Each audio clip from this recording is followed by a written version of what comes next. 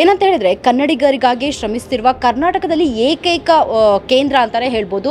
ಇವತ್ತು ನಾವು ಮಲ್ಲೇಶ್ವರಮಲ್ಲಿರುವಂಥ ಒಂದು ಲೊಕೇಶನಿಗೆ ಬಂದಿದ್ದೀವಿ. ಇವರು ಕಂಪ್ಯೂಟರ್ನ ನಮ್ಮ ಕನ್ನಡ ಮೀಡಿಯಮಲ್ಲಿ ಓದಿದಂಥ ಸ್ಕೂಲ್ ಮಕ್ಕಳಿಗೆ ಎಲ್ಲ IT ಸೆಕ್ಟರಲ್ಲಾಗಿರ್ಬೋದು ಅಥವಾ ಕಾರ್ಪೊರೇಟರ್ ಕಂಪ್ನಿಗಳಲ್ಲಾಗಿರ್ಬೋದು ಎಲ್ಲೂ ಕೆಲಸ ಸಿಗ್ತಾ ಇಲ್ಲ. ಈಗ ಕರ್ನಾಟಕದಲ್ಲಿದ್ದು ಕನ್ನಡಿಗರಿಗೆ ಎಲ್ಲೂ ಕೆಲಸ ಸಿಗ್ತಾ ಇಲ್ಲ ಅಂತ ಒಂದು ಥಾಟ್ ಇಟ್ಕೊಂಡು ನಮ್ಮ ಕರ್ನಾಟಕದವರಿಗೆ ಸಮೇತ ಕಂಪ್ಯೂಟರ್ ಕಲಿಸ್ಕೊಡ್ಬೇಕು, ಅವರಿಗೆ ಸಮೇತ ಇದ್ರ ಬಗ್ಗೆ ನಾಲೆಜ್ ಬೇಕು, ಅವರು ಸಮೇತ IT ಸೆಕ್ಟರಲ್ಲಿ ಕೆಲಸ ಮಾಡಬೇಕು ಅಂತ ಸಾಕಷ್ಟು ಆಲೋಚನೆಗಳು ಇಟ್ಕೊಂಡು ಇದೊಂದು ಕಂಪ್ಯೂಟರ್ ಕ್ಲಾಸ್ ಓಪನ್ ಮಾಡಿದ್ದಾರೆ. ಹೆಚ್ಚಾಗಿ ಅವರಿಗೆ ಕನ್ನಡದಲ್ಲೇ ಕಲಿಸ್ಕೊಡ್ಬೇಕು ಅನ್ನೋ ಒಂದು ಕರ್ನಾಟಕದವರಿಗೆ ಫಸ್ಟ್ ಪ್ರಿಫರೆನ್ಸ್ ಕೊಡ್ತಾ ಇರೋದು ಅವರು ಕರ್ನಾಟಕದವರಿಗಾಗಿದ್ದರಿಂದ ಇದು ನಿಮಗೆ ನಾನು ಪರಿಚಯ ಮಾಡಿಕೊಡ್ಲೇಬೇಕು. ಇಲ್ಲಿರುವಂಥ ಸಿಬ್ಬಂದಿ ವರ್ಗದವರಾಗಿರ್ಬೋದು ಅಥವಾ ಇಲ್ಲಿ ಕಲಿತಂತಹ ಮಕ್ಕಳ ಜೊತೆ ನಾವು ಮಾತಾಡ್ತಾ ಹೋಗೋಣ. ಇಲ್ಲಿದು ಸರ್ ಸಮೇತ ಇದ್ದಾರೆ, ಅವರು ಹೆಚ್ಚಿನ ಮಾಹಿತಿ ನಿಮಗೆ ಕೊಡ್ತಾರೆ, ಬನ್ನಿ.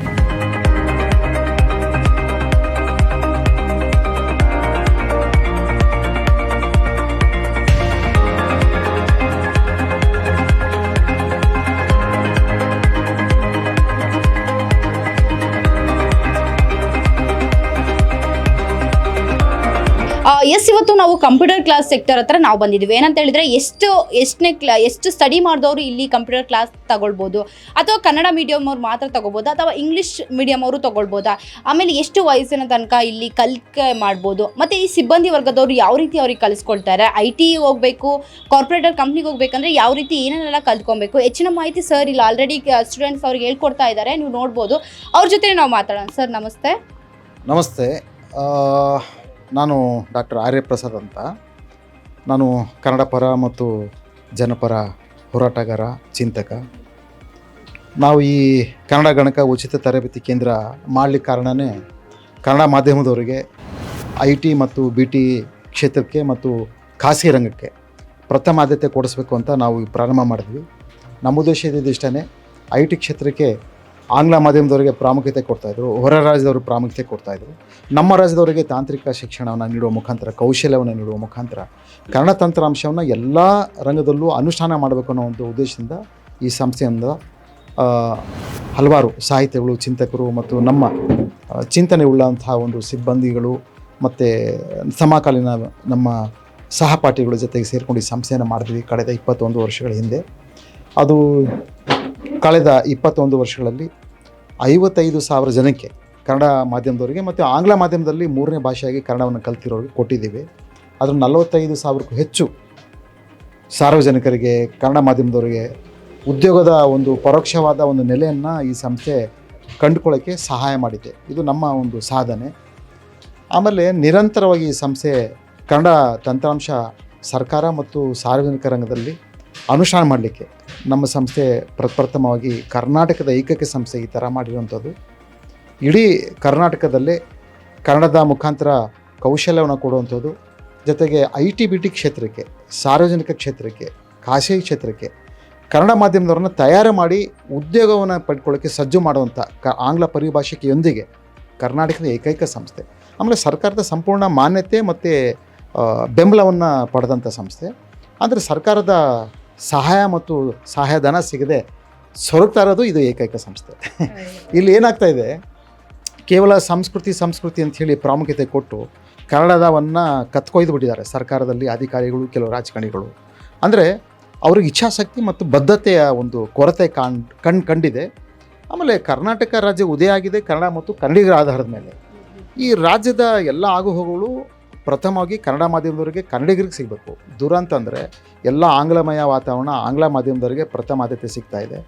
ನಮ್ಮವರು ಕನ್ನಡ ಮಾಧ್ಯಮದವರು ಇನ್ನು ಸ್ವಲ್ಪ ವರ್ಷಗಳು, ಒಂದು 5-6 ವರ್ಷಗಳು ಈ ಸನ್ನಿವೇಶ ಹೀಗೆ ಮುಂದುವರೆದ್ರೆ ಜಾಬ್ ಎಮರ್ಜೆನ್ಸಿ ಅಂತೇನು ಹೇಳ್ತೀವಿ, ಉದ್ಯೋಗ ತುರ್ತು ಪರಿಸ್ಥಿತಿ ಈಗಾಗಲೇ ನಿರ್ಮಾಣ ಆಗಿಬಿಟ್ಟಿದೆ. ಒಂದು ಕಡೆ ಚೀಟಿ ವ್ಯವಹಾರಗಳು, ಒಂದು ಕಡೆ ಮೈಕ್ರೋ ಫೈನಾನ್ಸ್ ವ್ಯವಹಾರಗಳು ಆಗಿ ಇಡೀ ನಮ್ಮ ಜನಸಮೂಹ ನಾಶ ಆಗ್ತಾಯಿದೆ ಹಳ್ಳಿಗಾಡು ಮತ್ತು ಬೇರೆ ನಗರಗಳಲ್ಲಿ. ಈ ಉದ್ಯೋಗ ದೊರಕದಿದ್ದರೆ ಕನ್ನಡ ಮಾಧ್ಯಮದವರು ಇನ್ನೂ ದೊಡ್ಡ ದುರಂತ ಆಗುತ್ತೆ. ಹಾಗಾಗಿ ಇದನ್ನೆಲ್ಲ ಮನಗಂಡಿದ್ದೀವಿ ನಾವು. ನಮಗೆ ಸರ್ಕಾರ ಮತ್ತು ಸಾರ್ವಜನಿಕರು, ಉದ್ಯಮಿಗಳು ಸಹಾಯ ಮಾಡಲೇಬೇಕು. ನಿಮ್ಮ ಕರ್ತವ್ಯ ಕೂಡ ಅದು. ನಾವು ಮಾಡಿದ್ದೀವಿ ನಾಡಿಗರಿಗೋಸ್ಕರ. ಈ ಸಂಸ್ಥೆ ಮುಂದುವರಿಬೇಕು, ಸಾರ್ವಜನಿಕವಾಗಿ ಎಲ್ರಿಗೂ ಲಾಭ ಸಿಗಬೇಕಾದ್ರೆ ಸಮಾಜದಲ್ಲಿ ಉಳ್ಳವರ ಸಹಾಯ ಕೂಡ ಭಾಳ ಮುಖ್ಯ. ಹಾಗಾಗಿ ಬನ್ನಿ, ನಮ್ಮ ಸಂಸ್ಥೆಯನ್ನು ದತ್ತು ತೆಗೆದುಕೊಳ್ಳಿ, ಈ ಕಾರ್ಯಕ್ರಮನ ಮುಂದುವರಿಸಿ, ಸಹಾಯ ಮಾಡಿ. ಬರೀ ಕನ್ನಡ ಅಂದರೆ ಬರೀ ಹಾಡು ಕುಣಿ ಮೆರವಣಿಗೆ ಉತ್ಸವ ಮಾಡೋದಲ್ಲ ಅಥವಾ ಸಾಹಿತ್ಯ ಸಮ್ಮೇಳನ ಮಾಡಿ ಮಾಡೋದಲ್ಲ. ನಮ್ಮ ಅವಶ್ಯಕತೆ ತಕ್ಕಂಗೆ ಯುವ ಜನಾಂಗವನ್ನು ಬದುಕಿದ್ರೆ, ಈಗಿನ ಜನಾಂಗ ಬದುಕಿದ್ರೆ ಮುಂದಿನ ಜನಾಂಗ ಉಳಿಯುತ್ತೆ, ಇಂದಿನ ಜನಾಂಗ ಉಳಿಯುತ್ತದೆ ಕನ್ನಡ ಭಾಷೆ ಮುಖಾಂತರ. ಅದು ನೀವು ಅದು ನಿರುಪಯುಕ್ತ ಆದರೆ, ನಿಷ್ಕ್ರಿಯ ಆಗ್ತಾ ಇದ್ದರೆ ಯಾವ ಜನಾಂಗವೂ ಇರಲ್ಲ, ಯಾವ ಸಾಹಿತ್ಯನೂ ಇರಲ್ಲ, ಯಾವ ಕನ್ನಡನೂ ಯಾವ ಸಂಸ್ಕೃತಿನೂ ಉಳಿಯಲ್ಲ. ಹಾಗಾಗಿ ಎಲ್ಲ ವ್ಯವಸ್ಥೆಗಳು ಉಳಿಬೇಕು ಅಂತಂದರೆ, ಎಲ್ಲ ಸರ್ಕಾರಗಳು ಬದುಕಬೇಕಾದ್ರೆ ಯುವ ಸಮೂಹ ಬೆಳೀಲೇಬೇಕು, ಬದುಕಲೇಬೇಕು. ಗ್ರಾಮಾಂತರದ ಯುವ ಸಮೂಹವನ್ನು ಬದುಕಿದ್ರೆ ಈ ನಾಡು ಉಳಿಯೋಕ್ಕೆ ಸಾಧ್ಯ. ಅದನ್ನು ಹೊರತುಪಡಿಸಿ ನಾವು ಮಾಡ್ತೀವಿ ಅಂದರೆ ಸಾಧ್ಯನೇ ಇಲ್ಲ. ಹಾಗಾಗಿ ಈ ಸಂಸ್ಥೆ ನಿರಂತರ ಇರಬೇಕು, ಬೆಳಿಬೇಕು. ಈ ಹಿಂದೆ ನಮಗೆ ಪುನೀತ್ ರಾಜ್ಕುಮಾರ್ ಅವರು ಪಾಪ ಅವ್ರು ನಿಜವೂ ನನಗೆ ಇವತ್ತು ಕೂಡ ನೆನೆಸ್ಕೊಡ್ತೀನಿ. ನಾವು ಅವ್ರ ಸಹಾಯನೇ ಕೇಳಿರಲಿಲ್ಲ, ಅವರೇ ನಮ್ಮನ್ನು ಕರೆದು ನಿಮ್ಮ ಸಂಸ್ಥೆಗೆ ಸಹಾಯ ಮಾಡ್ತೀನಿ ಅಂತ ಒಂದು ದೊಡ್ಡ ಮಾತನ್ನು ಹೇಳಿದರು. ಅವ್ರು ಹೇಳಿ 1.5 ತಿಂಗಳಿಗೆ ತೀರೋದು. ಎಂಥ ದುರಂತ ಅಂದರೆ, ಈಗ ಕಾಲದಲ್ಲಿ ನಾವು ಕೇಳಿದ್ರು ಕೂಡ ಮಾಡದೇ ಇರುವಂಥ ಪರಿಸ್ಥಿತಿ ಇದ್ದಾಗ, ಮಾಡ್ತೀನಿ ಅನ್ನೋಂಥ ಒಂದು ಉದ್ದೇಶ ಇಟ್ಕೊಂಡು ಮಾಡಿದಾಗ ನಮ್ಮ ದುರಂತ, ಈ ಸಂಸ್ಥೆಯ ದುರಂತ, ಸಹಾಯ ತೊಗೊಳಕ್ಕಾಗಲಿಲ್ಲ. ಇವತ್ತು ಕೂಡ ನಮ್ಮ ದುಡ್ಡು ಕೊರಗಿದೆ. ಅಂಥ ಒಂದು ಮನಸ್ಸುಳ್ಳವರು ಬೇರೆಯವರು ಬನ್ನಿ ಈ ಸಂಸ್ಥೆ ಸಹಾಯ ಮಾಡಿ. ಚಲನಚಿತ್ರರಂಗದವರು ಕೇವಲ ದುಡ್ಡು ತೊಗೊಂಡು ಮೆರವಣಿಗೆ ಮಾಡ್ಕೊಳ್ಳೋದಲ್ಲ, ಇಂಥ ಸಂಸ್ಥೆಗಳಿಗೆ ನಿಂತು ಟೊಂಕ ಕಟ್ಟಿ ನಿಲ್ಲಬೇಕಾಗ್ತದೆ. ಇವತ್ತು ನಾನು ಕನ್ನಡಕ್ಕೆ ಅದು ಮಾಡಿದ್ದೀನಿ, ಇದು ಮಾಡಿದ್ದೀನಿ ಅಂತ ಹೇಳ್ತಾನೆ ಇರ್ತಾರೆ ಸಹಜವಾಗಿ. ಯಾರು ಮಾಡಿದ್ದಾರೆ, ಏನು ಮಾಡಿದ್ದಾರೆ ಯಾರಿಗೂ ಗೊತ್ತಿಲ್ಲ. ಇಂಥ ಸಂಸ್ಥೆಗೆ ಬಹಿರಂಗವಾಗಿ ಬನ್ನಿ ಅಂತ ನಾನು ಕರೆ ಕೊಡ್ತೀನಿ. ಉದ್ಯಮಿದಾರರಿಗೆ, ಚಲನಚಿತ್ರರಂಗದವರಿಗೆ, ಸಾರ್ವಜನಿಕರಿಗೆ, ರಾಜಕಾರಣಿಗಳಿಗೆ, ಎಲ್ಲೆಲ್ಲೋದು ಹಣ ಖರ್ಚು ಮಾಡೋದು ಇಂಥ ಸಂಸ್ಥೆಗೆ ಸಹಾಯ ಮಾಡೋ ಮುಖಾಂತರ ನಿಮ್ಮತನವನ್ನು ಭದ್ರಪಡಿಸ್ಕೊಳ್ಳಿ, ನಿಮ್ಮತನವನ್ನು ತೋರಿಸ್ಕೊಳ್ಳಿ ಅಂತ ನಿಮ್ಮ ಮಾಧ್ಯಮಗಳ ಮುಖಾಂತರ ಹೇಳೋಕ್ಕೆ ಇಷ್ಟಪಡ್ತೀನಿ. ಸರ್, ಹೆಚ್ಚಿನ ಮಾಹಿತಿ ನಮಗೆ ಬೇಕಾಗಿದೆ ಸರ್. ಹಂಗೆ ನಿಮಗೆ ಇಲ್ಲಿ ಸಾಕಷ್ಟು ಕೋಚಿಂಗ್ ಸೆಂಟರ್ ಕೊಡ್ತೀರಾ ಅಂತ ಹೇಳಿದರು. ಇನ್ನೂ ಹೆಚ್ಚಿನಾಗಿ ಅಲ್ಲಿ ಕ್ಲಾಸಸ್ ಕೊಡ್ತೀನಿ ಅಂತ ಹೇಳಿದ್ರೆ ಅದನ್ನೆಲ್ಲ ನೋಡಿಕೊಂಡು ಸ್ವಲ್ಪ ಮಾತಾಡ್ತಾ ಹೋಗೋಣ ಸರ್. ಇನ್ನೊಂದು ನಾನು ಈ ಸಂದರ್ಭದಲ್ಲಿ ನಾನು ಹೇಳಬೇಕು ಓಕೆ ಸರ್. ನೋಡಿ, ತಾಂತ್ರಿಕ ಸೌಲಭ್ಯ ಮತ್ತು ಕೌಶಲ್ಯ ಸೌಲಭ್ಯ ಕನ್ನಡ ಭಾಷೆ ಮುಖಾಂತರ ಮಾಡಿದಾಗ ನಮ್ಮವರಿಗೆ ಭಾಳ ನೇರವಾಗಿ ಮನಸ್ಸಿಗೆ ಮುಟ್ಟುತ್ತೆ. ಹಾಗಾಗಿ ಟ್ಯಾಲಿಯನ್ನು ಕೂಡ ಕರ್ನಾಟಕದ ಪ್ರಥಮ ಕನ್ನಡದ ಮುಖಾಂತರ ಹೇಳ್ಕೊಡೋಂಥ ವ್ಯವಸ್ಥೆ ಏಕೈಕ ಸಂಸ್ಥೆ ಕರ್ನಾಟಕದಲ್ಲಿರೋದು ಈ ಕನ್ನಡ ಗಣಕವಚ ತರಬೇತಿ ಕೇಂದ್ರ. ಹಾಗಾಗಿ ನಾನು ಯಾಕೆ ಹೇಳ್ತೀನಿ ಅಂದರೆ, ಎಲ್ಲವೂ ಕೂಡ ಕನ್ನಡಮಯ ವಾತಾವರಣ ಮತ್ತು ಕನ್ನಡದ ಸಂಸ್ಕೃತಿ, ಕನ್ನಡದ ಅಭಿವೃದ್ಧಿ, ಕನ್ನಡದ ಬದ್ಧತೆ, ಕನ್ನಡದ ಕೌಶಲ್ಯ, ಕನ್ನಡ ತಂತ್ರಾಂಶ ಅನುಷ್ಠಾನ, ಈ ಎಲ್ಲ ಕ್ಷೇತ್ರದಲ್ಲೂ ನಾವು ಕಾರ್ಯನಿರ್ವಹಿಸ್ತಾ ಇದ್ದೀವಿ. ಕನ್ನಡ ಅಭಿವೃದ್ಧಿ ಪ್ರಾಧಿಕಾರದ ಅಧ್ಯಕ್ಷರು ಕೂಡ ಬಿಳಿಮಲೆ ಅವರು ಅದನ್ನೇ ಹೇಳಿದ್ದು, ಇಂಥ ಸಂಸ್ಥೆಗೆ ಸಹಾಯ ಮಾಡದಿದ್ದರೆ ಸರ್ಕಾರ ಇದು ಪರಮ ಅನ್ಯಾಯ ಅಂತ ಹೇಳಿದ್ದಾರೆ. ಅವರು ಕೂಡ ಮನಗಾಣಬೇಕು, ಅವ್ರಿಗೆ ಗೊತ್ತಿದೆ. ಆಮೇಲೆ ಕನ್ನಡ ಸಂಸ್ಕೃತಿ ಇಲಾಖೆಯವ್ರಿಗೂ ಗೊತ್ತಿದೆ, ನಮ್ಮ ಸಂಸ್ಥೆಗೆ ಶಾಶ್ವತವನ್ನು ಕೊಡಬೇಕು ಅಂತ ಹೇಳಿ ಕನ್ನಡ ಸಂಸ್ಕೃತಿ ಇಲಾಖೆ ವಿಶೇಷ ಸಮಿತರು ವಿಧಾನಮಂಡಲದಲ್ಲಿ ಒಂದು ವರದಿ ಮಂಡಿಸ್ತಾರೆ, ಇಂಥ ಸಂಸ್ಥೆಗಳಿಗೆ ಸಹಾಯ ಮಾಡಬೇಕು ಅಂತ. ಅದನ್ನು ಯಾಕೆ ಮೂಲೆ ಗುಂಪು ಮಾಡಿದ್ದಾರೆ, ಯಾಕೆ ಕಸದ ಬುಟ್ಟಿಗೆ ಹಾಕಿದಿರಿ? ಕೇವಲ ಸಾಂಸ್ಕೃತಿಕ ನೀತಿ ಜಾರಿ ಮಾಡೋದಾದರೆ ಮತ್ತು ಕನ್ನಡನ ಯಾಕೆ ಇಟ್ಕೊಂಡಿದ್ದೀರಾ? ಕನ್ನಡ ಪ್ರತ್ಯೇಕ ನಿರ್ದೇಶನ ಮಾಡಿ. ಆಮೇಲೆ ಕನ್ನಡದ ಬದ್ಧತೆ, ಕನ್ನಡ ನಿರ್ದೇಶನ ಮುಖಾಂತರ ಪ್ರತ್ಯೇಕ ಕೆಲಸ ಮಾಡಿ. ಕನ್ನಡ ಅಧಿನಿಯಮ ಈಗ ಜಾರಿ ಆಗ್ತಾ ಇದೆ, ಅದನ್ನು ಜಾರಿ ಮಾಡಬೇಕಾದ್ರೆ ಕನ್ನಡ ನಿರ್ದೇಶನ ಪ್ರತ್ಯೇಕವಾದ ಬೇಕು.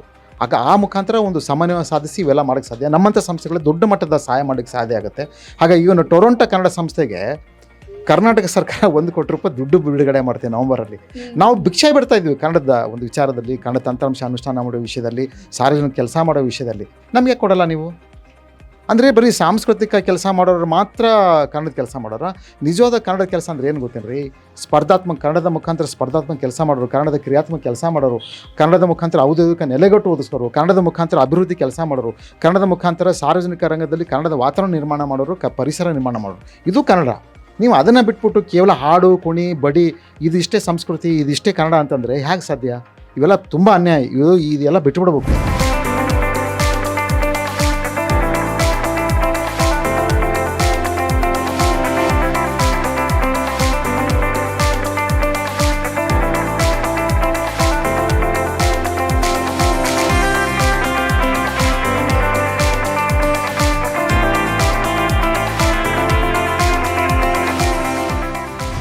Will be after 8 or 10 years. Imagine the growth. So similarly, I would say that we have to come out from the comfort zone. Got it? So please guys, don't have any conditions, specifications, timing problem, traveling issues. It's not like that you have to work for entire 14 hours or 15 hours. No. There will be standard timing will be there. In that also there is a lot of rules and regulations are there. Under corporate HR policies and all these things. But one thing is, you should be ready for that. You should be ready to accept that. See, there are certain conditions I seen that when I come up with opportunities. So you should understand your parents and all. Okay, I'm getting a good opportunity. I want to go. I want to do it. And if you want to learn in future, there are many people doing distance education and all these things. So learning is never stops.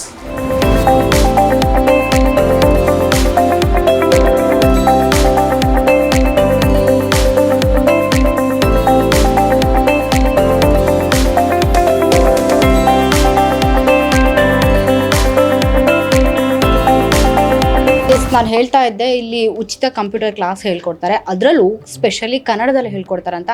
ಅಲ್ಲಿ student ಇದ್ರ ಬಗ್ಗೆ ಏನು ಹೇಳ್ತಾರೆ ಕೇಳೋಣ. Hi, ಏನು ನಿಮ್ಮ ಹೆಸರು? ನಿಖಿಲ್ ಅಂತ. ನಿಖಿಲ್, ಏನೆಲ್ಲ ಹೇಳ್ಕೊಡ್ತಾರೆ ಇಲ್ಲಿ? ಇಲ್ಲಿ ನಿಮಗೆ ಬೇಸಿಕ್ ಕಂಪ್ಯೂಟರ್ ನಾಲೆಜ್ ಏನೇನು ಬೇಕು ಪ್ರತಿಯೊಂದು ಹೇಳ್ಕೊಡ್ತಾರೆ. ಮೀನ್ಸ್ ಇವಾಗ ಮೈಕ್ರೋಸಾಫ್ಟ್ ವರ್ಡ್, ಮತ್ತು ನಿಮಗೆ visiting card, Corel Draw, then PowerPoint, basic need. ಇವಾಗ ಎಕ್ಸೆಲಿಂದ ಹಿಡಿದು ನೀವು ಇವಾಗ ಒಂದು ಕಂಪ್ನಿಗೆ ಹೋಗ್ತೀನಿ ಅಂದರು ಬೇಸಿಕ್ ನಾಲೆಜ್ ಇಲ್ಲ ಅಂದರೆ ಯಾರೂ ನಿಮ್ಮನ್ನ ವ್ಯಾಲ್ಯೂ ಮಾಡಲ್ಲ. ನೀವು ಎಷ್ಟೇ ದೊಡ್ಡ ಡಿಗ್ರಿ ಇದ್ರೂ ನಿಮಗೆ ಬೇಸಿಕ್ ನಾಲೆಜ್ ಬೇಕು. ನೀವು ಎಂಥ ದೊಡ್ಡ ಗೌರ್ಮೆಂಟ್ ಕೆಲ್ಸಕ್ಕೆ ಸೇರ್ತೀನಿ ಅಂದ್ರೂ ನಿಮ್ಮದು ಮೀನ್ಸ್ ರೆಸ್ಯೂಮಲ್ಲೇ ಇರಬೇಕು. ಮೀನ್ಸ್ ಏನೇನು ಕೋರ್ಸ್ ಮಾಡಿದ್ದೀರಾ, ಮೇನ್ ಎಕ್ಸ್ಟ್ರಾ ಕೋರ್ಸಸ್ ಏನಿದೆ. ಸೊ ಇದು ಏನಾಗುತ್ತೆ, ನಿಮಗೆ ಅಡಿಪಾಯ ಆಗುತ್ತೆ ಮೇಯ್ನು. ಸೊ ಅದಿಲ್ಲ ಅಂದರೆ ಈ ಜನ್ರೇಷನಲ್ಲಿ ಸರ್ವೈವ್ ಆಗೋದು ಕಷ್ಟ. Because day by day update ಆಗ್ತಾ ಇರುತ್ತೆ. ಲೈಫು ಅಷ್ಟೇ, ಮನುಷ್ಯನೂ ಅಷ್ಟೇ. ಅಪ್ಡೇಟ್ ಆಗಲಿಲ್ಲ ಅಂದರೆ ಮನುಷ್ಯಂಗೂ ವ್ಯಾಲ್ಯೂ ಇರಲ್ಲ, ನಾವು ಮಾಡ್ತಿರೋ ಕೆಲಸಕ್ಕೂ ವ್ಯಾಲ್ಯೂ ಇರಲ್ಲ. ಓಕೆ, ಎಷ್ಟು ಟೀಚರ್ಸ್ ಇದ್ದಾರೆ? ಯಾವ ಒಂದು ಅಂದರೆ ಮಾರ್ನಿಂಗ್ ಬ್ಯಾಚಿಗೆ ಬರ್ತೀರಾ, ಆಫ್ಟರ್ನೂನ್ ಬ್ಯಾಚಿಗೆ ಬರ್ತೀರಾ ನೀವು? ನಾನು ಯೂಶ್ವಲಿ ಮಾರ್ನಿಂಗು ಬರ್ತೀನಿ. ನನ್ನ ಟೈಮ್ ಹೆಂಗೆ ಕನ್ವೀನಿಯೆಂಟ್ ಆಗುತ್ತೋ ಅದ್ರ ಥರ ಬರ್ತೀನಿ. ಇಲ್ಲಿ ಅಪ್ರಾಕ್ಸಿಮೇಟ್ಲಿ 3 to 4 ಟೀಚರ್ಸ್ ಇದ್ದಾರೆ. ಸೊ ಅವ್ರ ಗೈಡ್ಲೈನ್ಸಿಂದನೇ ನಾವೇನು ಮಾಡಿದ್ನು. But user friendly. ಅವ್ರು ಹೆಂಗೆ ಅಂದರೆ ಅವ್ರು ಮಾತಾಡೋ ಶೈಲಿ, ಅವ್ರು ಹೇಳ್ಕೊಡೋದು ತುಂಬ ಬೇಗ ಗ್ರಾಸ್ಪ್ ಆಗುತ್ತೆ ಒಬ್ಬ ಸ್ಟೂಡೆಂಟ್ಗೆ. ಸೊ ಇನ್ನೊಂದು ಏನಂತ ಹೇಳಿದ್ರೆ, ನಿಮಗೆ ಇಲ್ಲಿ ಬರೋಕ್ಕೆ ಯಾರು ಅಪ್ರೋಚ್ ಮಾಡಿದ್ರು, ಹೇಗೆ ಗೊತ್ತಾಯಿತು ಇದು? ಕೆಲವೊಬ್ಬರು ನನ್ನ ಬಗ್ಗೆ ಮಾತ್ರ ಹೇಳಲ್ಲ, ಎಲ್ಲರ ಬಗ್ಗೆ ಹೇಳ್ತೀನಿ. ಬಿಕಾಸ್ ನೀವು ಇವಾಗ ಗೂಗಲಲ್ಲಿ ಫಸ್ಟ್ ಸರ್ಚ್ ಮಾಡಿದ್ರೆ ಮೀನ್ಸ್ ನಿಯರ್ ಬೈ ಇಲ್ಲಿ ಈ ಇಷ್ಟೊಂದು ಫ್ರೀಯಾಗಿ ಹೇಳ್ಕೊಡ್ತಿರೋದು ಬೆಸ್ಟ್ ಅಂತ ಇರೋದು ಸಿಸ್ಟಮ್. ಮೀನ್ಸ್ ಎಲ್ಲೇ ಇದು ಮಾಡಿದ್ರು ಟಾಪ್ ಗ್ರೇಡಲ್ಲಿ ಫಸ್ಟ್ ಕಾಣಿಸೋದೇ ಇದು. ಸೊ ನಾನು ಗೂಗಲಲ್ಲಿ ಸರ್ಚ್ ಮಾಡಿ ಹಾಗೆ ನಾನು ಬಂದೆ. ಓಕೆ, ಗೂಗಲ್ ಸರ್ಚ್ ಮಾಡಿ ಬಂದೆ ಅಂತ. ನಮಗೊಂದು ಕ್ಯೂರಿಯಸ್ ಇರುತ್ತೆ, ಏನಂತ ಹೇಳಿದ್ರೆ, ಈಗ ನಾವು ಕಂಪ್ಯೂಟರ್ ಕ್ಲಾಸಿಗೆ ಹೋಗಬೇಕು ಅಥವಾ ಸ್ಪೋಕನ್ ಇಂಗ್ಲೀಷಿಗೆ ಹೋಗಬೇಕು, ಬೇಸಿಕ್ ಕಲ್ತ್ಕೊಳ್ಬೇಕು ಅಂತ ಹೇಳಿದ್ರು ಅಟ್ಲೀಸ್ಟ್ ಪೇ ಮಾಡಬೇಕಂತ ಇರುತ್ತೆ. ಯಾಕಂತ ಹೇಳಿದ್ರೆ ನಾವು ಇಲ್ಲಿ ಬರೋದು ಯಾವುದೋ ಒಂದು ಜಾಬ್ ಕನ್ಸಲ್ಟ್ ಮಾಡೋಕ್ಕೆ, ಜಾಬ್ಗೆ ಜಾಯ್ನ್ ಆಗೋಕ್ಕಂತ ಬರ್ತೀವಿ. ಸೊ ಇಲ್ಲಿಗೆ ಬರಬೇಕಾದ್ರೆ ಅಷ್ಟ ಫೀಸ್ ಕಟ್ಟಬೇಕಂತ ಇರುತ್ತೆ. ಸೊ ಇಲ್ಲಿ ನಮಗೆ ಫ್ರೀ ಅಂತ ಗೊತ್ತಾಯಿತು. ಇದ್ರ ಬಗ್ಗೆ ನೀವೇನು ಹೇಳ್ತೀರಾ? ಇವಾಗ ಯಾವುದೇ ಒಂದು ಸೆಂಟರ್ ರನ್ ಆಗಬೇಕು ಅಂದರು ಮೇಯ್ನ್ ಅವ್ರ ಮೋಟಿವ್ ಏನಿರುತ್ತೆ, ಒಂದು ಕಾಸು ಮಾಡಬೇಕು, ಇಲ್ಲ ಒಂದು ಎಲ್ಲೋ ಕೆಲವೊಬ್ರು ಇಂಥ ಇನ್ಸ್ಟಿಟ್ಯೂಟಲ್ಲಿ ಉಚಿತವಾಗಿ ಏನಾದ್ರು ಕೊಡಬೇಕು ಅನ್ನೋದು ಇದ್ದೇ ಇರುತ್ತೆ. ಬಟ್ ಅಂಥದ್ದು ಈ ಜನ್ರೇಷನಲ್ಲಿ ಇದೆ ಅಂದರೆ ನನಗೆ ಫಸ್ಟ್ ಟೈಮ್ ನನಗೆ ನಂಬೋಕ್ಕಾಗಲಿಲ್ಲ. But then come to new, ಹೌದು ಈ ಥರ ಇದೆ. ಮೀನ್ಸ್ ಇವಾಗ ಒಂದು ಎಕ್ಸಾಂಪಲ್ ಮುಖಾಂತರ ಹೇಳ್ತೀನಿ ನಿಮಗೆ. ಈ ಲೈಫ್ ಅನ್ನೋದು ಹೆಂಗೆ ಅಂದರೆ ಬ್ಯಾಟಲ್ ಫೀಲ್ಡ್ ಇದ್ದಂಗೆ, ಎಲ್ಲರೂ ಅವ್ರವ್ರದ್ದು ಬ್ಯಾಟಲ್ಸ್ನ ಫೈಟ್ ಮಾಡ್ತಾ ಇರ್ತಾರೆ. ಇಲ್ಲಿ ಏನಾದರೂ ಬಂದು ಆದವನಿಗೆ ವ್ಯಾಲ್ಯೂ ಇರುತ್ತೆ, ಏನೂ ಆಗದಿರೇ ಮೀನ್ಸ್ ಟ್ರೈ ಮಾಡಿ ಸೋತವನಿಗೂ ವ್ಯಾಲ್ಯೂ ಇರುತ್ತೆ, ಸುಮ್ಮನೆ ಬಂದು ಕೂತ್ಕೊಂಡವ್ನಿಗೆ ವ್ಯಾಲ್ಯೂ ಇರಲ್ಲ. ಬಟ್ ಈ ಇನ್ಸ್ಟಿಟ್ಯೂಟು ಅದು ಮಾಡ್ತಾ ಇದೆ. Because they are showing they means ಇವಾಗ ಎಷ್ಟೊಂದು NGOs ಥರ they are providing free facility. So ಅದು ಇಷ್ಟ ಆಯಿತು. Yes, hello madam. ನಮಸ್ತೆ ಮೇಡಮ್. ನಿಮ್ಮ ಹೆಸರು? ಅಖಿಲ ಅಂತ. ಅಖಿಲ ಅಂತ. ಓಕೆ, ಇಲ್ಲಿ ಕಂಪ್ಯೂಟರ್ ಕೋರ್ಸ್ ಮಾಡ್ತಾ ಇದ್ದೀರಾ, ಎಷ್ಟು ತಿಂಗಳಿಂದ ಮಾಡ್ತಾ ಇದ್ದೀರಾ, ಏನೆಲ್ಲ ಕಲ್ತ್ಕೊಂಡಿದ್ದೀರಾ? ಮ್ಯಾಮ್ ನಾನು ಇನ್ನು 10 ಡೇಸ್ ಆದ 2 months ಆಗುತ್ತೆ. ಸೊ ನನಗೆ ಇಲ್ಲಿ ಯಾರೋ ನಮ್ಮ ಫ್ರೆಂಡ್ ಒಬ್ಬರು ಸಜೆಸ್ಟ್ ಮಾಡಿದ್ದು. ಸೊ ಕನ್ನಡ ಟೈಪಿಂಗ್ ಕಲಿಬೇಕಾಗಿತ್ತು, ಅದಕ್ಕೆ ಬಂದು ಕಲಿತೆ. ನಾನು ಆ್ಯಕ್ಚುಲಿ ಬಂದಿದ್ದು ಕನ್ನಡ ಟೈಪಿಂಗ್ ಒಂದೇ ಕಲಿಸ್ತಾರೆ ಅಂತ ನಾನು ಅಂದ್ಕೊಂಡೆ. ಇಲ್ಲಿಗೆ ಬಂದರೆ XL, Microsoft power point, coral draw ಅವೆಲ್ಲ ಏನು ನಾನು ಮುಂಚೆ ಕಲ್ತಿದ್ದೆ 10 years ಬ್ಯಾಕು, ಅಂದರೆ ಕಂಪ್ಯೂಟರ್ ಕ್ಲಾಸಲ್ಲಿ. ಬಟ್ ಅಲ್ಲಿ ಫೀಸ್ ತೊಗೊಳೋದಕ್ಕೂ ಇಲ್ಲಿ ಫೀಸ್ ತೊಗೊಳೋದಕ್ಕೂ ಮತ್ತು ಹೇಳ್ಕೊಡೋದಕ್ಕೂ ತುಂಬ ಡಿಫ್ರೆನ್ಸ್ ಇದೆ.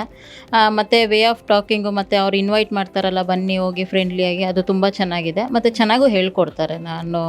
ನನಗೆ ಶಾಕು, ಬರೀ ಕನ್ನಡ ಟೈಪಿಂಗ್ ಬೇಸಿಕ್ ಅಂತ ಹೇಳ್ಬಿಟ್ಟು ಇಷ್ಟೆಲ್ಲ ಹೇಳ್ಕೊಡ್ತಾರಲ್ಲ ಅಂತ ತುಂಬ ಖುಷಿ ಇದೆ ಈ ಸಿಸ್ಟಮ್.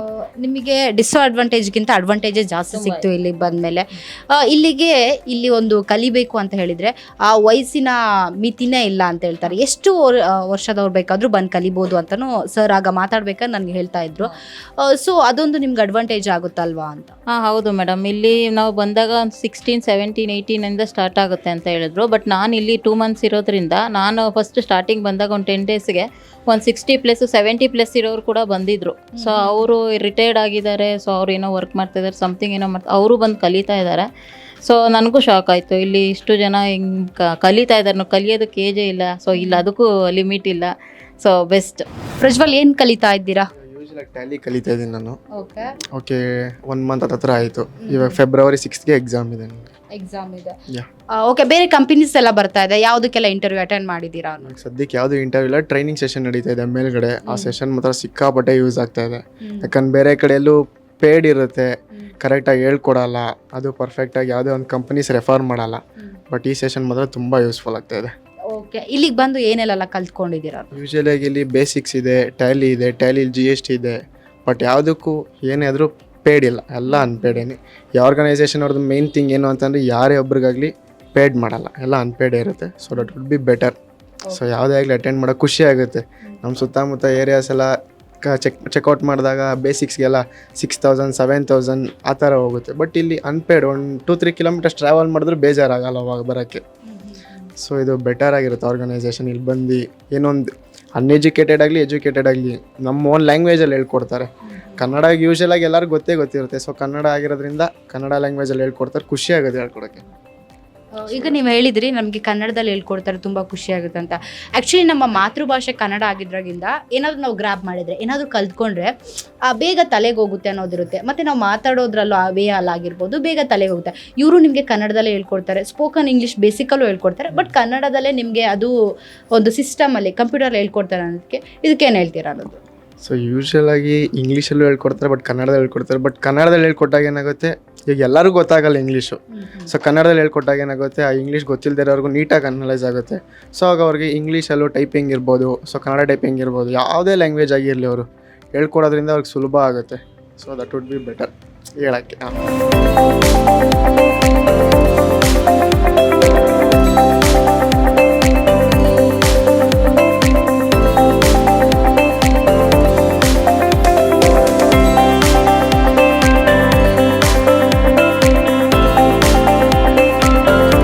ಮೇಡಮ್ ನಮಸ್ಕಾರ. ನಮಸ್ತೆ. ಮೇಡಮ್ ಏನಂತ ಹೇಳಿದರೆ, ಈಗ ಕನ್ನಡ ಗಣಕಯಂತ್ರ ಅನ್ನೋದನ್ನ ಕಂಪ್ಯೂಟರ್ನ ನೀವು ಕನ್ನಡದಲ್ಲೇ ಹೇಳ್ಕೊಡ್ತಾ ಇದ್ದೀರಾ. ಮೇಜರಾಗಿ ಏನಂತ ಹೇಳಿದರೆ ಕರ್ನಾಟಕದಲ್ಲಿ ಒಂದು ಕನ್ನಡದಲ್ಲಿ ಹೇಳ್ಕೊಡ್ತಾ ಇದ್ದೀರಾ ಅನ್ನೋದಕ್ಕೆ ಒಂಥರ ಖುಷಿ ಇದೆ ನಮಗೆ. ನಿಮ್ಮ ವಿದ್ಯಾರ್ಥಿಗಳ ಜೊತೆ ಆಗಿರ್ಬೋದು ನಾವು ಮಾತಾಡೋದು, ಟೀಚರ್ಸ್ ತುಂಬ ಕ್ಲೋಸ್ ಆಗಿ ಹೇಳ್ಕೊಡ್ತಾರೆ ಅಂತ ಸಾಕಷ್ಟು ಮಾಹಿತಿ ನಮಗೆ ಕೊಟ್ಟರು. ಇದ್ರ ಬಗ್ಗೆ ಹೇಳಬೇಕಂದ್ರೆ ಏನು ಹೇಳ್ತೀರಾ ಮೇಡಮ್? ಇದು ಏನಂತ ಹೇಳಿದರೆ ಕನ್ನಡದಲ್ಲೇ ಹೇಳ್ಕೊಡೋದಾಗಿದ್ರೆ ಎಲ್ಲ ಕಡೆನೂ ಸಿಗುತ್ತೆ, ಕಂಪ್ಯೂಟರ್ ಕ್ಲಾಸ್ ಅಂದಮೇಲೆ ಎಲ್ಲ ಕಡೆನೂ ಕಂಪ್ಯೂಟರ್ ನಾರ್ಮಲ್ ಆಗಿ ಸಿಗುತ್ತೆ. ಇಲ್ಲಿ ಕನ್ನಡದಲ್ಲೇ ಹೇಳ್ಕೊಡ್ತೀರಾ, IT-BT ಸೆಕ್ಟರ್ಗಾಗಿರ್ಬೋದು, ನೀವೇ ಅವ್ರನ್ನ ರೆಫರ್ ಮಾಡ್ತೀರಾ? ಇಲ್ಲಿ ಕನ್ನಡದಲ್ಲೇ ಯಾಕೆ ಹೇಳ್ಕೊಡ್ತೀವಿ ಅಂದರೆ ಅವ್ರಿಗೆ ಚೆನ್ನಾಗಿ ಅರ್ಥ ಆಗುತ್ತೆ. ಈಗ ಇಂಗ್ಲೀಷಲ್ಲಿ ಹೇಳ್ಕೊಡ್ಬೋದು, ಬಟ್ ಅದು ಕೆಲವ್ರಿಗೆ ಕನ್ನಡ ಮಾಧ್ಯಮದವರು ಜಾಸ್ತಿ ಬರೋದ್ರಿಂದ ನಾವು ಕನ್ನಡದಲ್ಲಿ ಹೇಳ್ಕೊಟ್ರೆ ಅವ್ರು ಕ್ಲೀನಾಗಿ ಅರ್ಥ ಆಗುತ್ತೆ, ನೀಟಾಗಿ ಅರ್ಥ ಆಗುತ್ತೆ. ಹಾಗಾಗಿ ಕನ್ನಡಕ್ಕೆ ಜಾಸ್ತಿ ಪ್ರಾಮುಖ್ಯತೆ ಕೊಟ್ಟು ಕನ್ನಡದಲ್ಲೇ ಹೇಳ್ಕೊಡ್ತೀವಿ. ನಾವೇ ಸಹ ಸ್ವತಃ ಕನ್ನಡದಲ್ಲೇ ನೋಟ್ಸ್ಗಳನ್ನ ರೆಡಿ ಮಾಡಿ, ಈಗ MS Word, Excel, PowerPoint ಅದೆಲ್ಲ ಕನ್ನಡದಲ್ಲೇ ನೋಟ್ಸ್ನ ರೆಡಿ ಮಾಡಿ ಕನ್ನಡದಲ್ಲೇ ಹೇಳ್ಕೊಡ್ತಾ ಇದ್ದೀವಿ. ಕನ್ನಡದಾಗಿ ಇಷ್ಟು ಚೆನ್ನಾಗಿ ಹೇಳ್ಕೊಡ್ತೀರಾ ಅಂತ ನಿಮ್ಮ ವಿದ್ಯಾರ್ಥಿಗಳು ಹೇಳ್ಬೇಕಾದ್ರೆ ನಮಗೆ ತುಂಬ ಖುಷಿ ಅಂತ ಅನಿಸ್ತು. ಯಾಕೆ ಈಗೊಂದು ಕಾನ್ಸೆಪ್ಟ್ ಬಂತು, ಯಾಕೆ ಇದೊಂದು ಕಾನ್ಸೆಪ್ಟ್ನ ಸ್ಟಾರ್ಟ್ ಮಾಡಿದ್ರು ಅನ್ನೋದು? ಅಂದರೆ ಇವಾಗ ಎಲ್ಲ ಈ ಬೆಂಗಳೂರು ಅಂದ್ರೇ ಕೆಲವರಿಗೆ ಭಯ. ಯಾಕೆಂದರೆ ಇಂಗ್ಲೀಷು ಎಲ್ಲೋದ್ರೂ ಕಂಪ್ನಿಯಲ್ಲಿ ಇಂಗ್ಲೀಷಲ್ಲೇ ಮಾತಾಡಿಸ್ತಾರೆ. ಒಂದು ಕಂಪ್ಯೂಟರ್ ಕ್ಲಾಸಿಗೆ ಸೇರಿಕೊಂಡ್ರೂ ಸಹ ಅಲ್ಲೂ ಬರೀ ಇಂಗ್ಲೀಷೇ ಇರುತ್ತೋ ಏನೋ ಅನ್ನೋದು ಭಯ ಇರುತ್ತೆ. ಆ್ಯಕ್ಚುಲಿ ನನಗೂ ಕಂಪ್ಯೂಟರ್ ಕ್ಲಾಸಿಗೆ ಸೇರ್ಕೊಳ್ಳುವಾಗ ಅದೇ ಭಯನೇ ಇತ್ತು. ಹಾಗಾಗಿ ಆ ಥರ ಪ್ರಾಬ್ಲಮ್ ಯಾರಿಗೂ ಬರಬಾರ್ದು ಅಂದ್ಬಿಟ್ಟು ನಾವೇನು ಮಾಡ್ತೀವಿ, ಕನ್ನಡದ ಮುಖಾಂತರನೇ ಎಲ್ಲರಿಗೂ ಈಸಿಯಾಗಿ ಹೇಳ್ಕೊಡ್ತಾ ಇದ್ದೀವಿ. ಹಾಗಾಗಿ ಅವ್ರಿಗೆ ಭಯನೂ ಇರಲ್ಲ, ಒಂಥರ ಫ್ರೆಂಡ್ಲಿಯಾಗಿರ್ತಾರೆ, ನೀಟಾಗಿ ಕಲಿತಾರೆ. ಎಷ್ಟು ಬ್ಯಾಚಸ್ ಇದೆ, ಆ ಒಂದೊಂದು ಬ್ಯಾಚಸ್ಸಲ್ಲಿ ಎಷ್ಟೆಷ್ಟು ಜನ ಇದ್ದಾರೆ ಅನ್ನೋದು? ಡೈಲಿ 9 ಬ್ಯಾಚಸ್ ಇರುತ್ತೆ. ಪ್ರತಿದಿನವೂ 9 ಬ್ಯಾಚ್ ಇರುತ್ತೆ. 9:30 ಸಂಜೆ 6:30ವರೆಗೂ ಇರುತ್ತೆ. ಅದರಲ್ಲಿ 1 ಅವರ್ ಇರುತ್ತೆ, ಪ್ರತಿ ಗಂಟೆಗೂ 1 ಅವರ್ ಬ್ಯಾಚ್ ಇರುತ್ತೆ. ಒಂದು ಬ್ಯಾಚಲ್ಲಿ 25-30 ಜನ ಆ ಥರನೂ ಇರ್ತಾರೆ. ಸ್ವಲ್ಪ ಎಕ್ಸಾಮ್ ಇರೋದ್ರಿಂದ ಅವಾಗ ಕಡಿಮೆ ಇರ್ತಾರೆ, ಸ್ಟೂಡೆಂಟ್ಸ್ಗಳು ಜಾಸ್ತಿ ಬರ್ತಾರೆ. ಮತ್ತು ಸಂಜೆ ಬ್ಯಾಚ್ಗಳೆಲ್ಲ ಇದು ವರ್ಕಿಂಗು ವುಮೆನ್ಸು, ಜೆಂಟ್ಸು ಅವರೆಲ್ಲ ಬರ್ತಾರೆ, ವರ್ಕ್ಗೆ ಹೋಗೋರು. ಹಾಗಾಗಿ ಪ್ರತಿ ಬ್ಯಾಚಲ್ಲೂ ಒಂದು 20ಕ್ಕಿಂತ ಜಾಸ್ತಿನೇ ಇರ್ತಾರೆ. ಫೈನಲ್ ಆಗಿ ಈ ಒಂದು ಸಂಸ್ಥೆ ಬಗ್ಗೆ ಹೇಳೋದಾದ್ರೆ ಏನು ಹೇಳ್ತೀರಾ ಮೇಡಮ್? ಇದು ಸುಮಾರು 21 ವರ್ಷದಿಂದ ನಡ್ಕೊಂಡ್ಬಂದಿದೆ. ಬಟ್ ಕನ್ನಡಕ್ಕೋಸ್ಕರ ದುಡಿತಾ ಇದೆ. ಇದಕ್ಕೆ ಸರಿಯಾದ ಧನ ಸಹಾಯಗಳು ಸಿಗ್ತಾ ಇಲ್ಲ ಮುಂದುವರಿಸ್ಕೊಂಡು ಹೋಗೋದಕ್ಕೆ.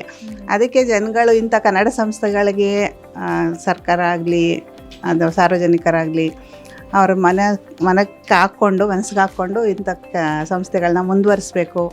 ಇದಿದ್ರೇ ನಮ್ಮ ಕನ್ನಡಕ್ಕೆ ಒಂದು ಬೆಲೆ, ಈ ಥರ ಸಂಸ್ಥೆಗಳಿದ್ರೆ ಅಂತ ಅಂದ್ಬಿಟ್ಟು ಹೇಳ್ತೀವಿ. ಓಕೆ ಮೇಡಮ್, ನಿಮ್ಮ ಹೆಸರು? ನಳಿನ.